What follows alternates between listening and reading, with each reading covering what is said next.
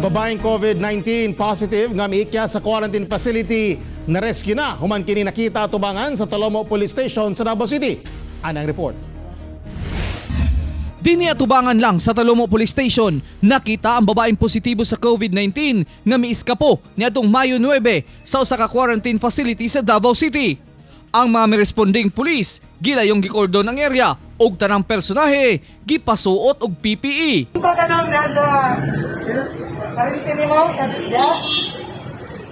Ako ano kagambok nimo, bitaw ka na. Ha? Kung 3 days, pagambok nimo, diya ka dayon na. Gipasuot nila ang pasyenteng si Arani Hajiba og face mask o gitagaan og pagkaon.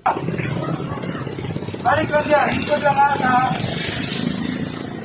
Gisakay na dayon kini o gidala pagbalik sa quarantine facility. Naaman tayo mga security guard na naga-secure sa mga isolation facility. At the same time, naman po tayo mga personnel nga i-deploy dito para mas masiguro nga wala na may ana nga same nga may tabo.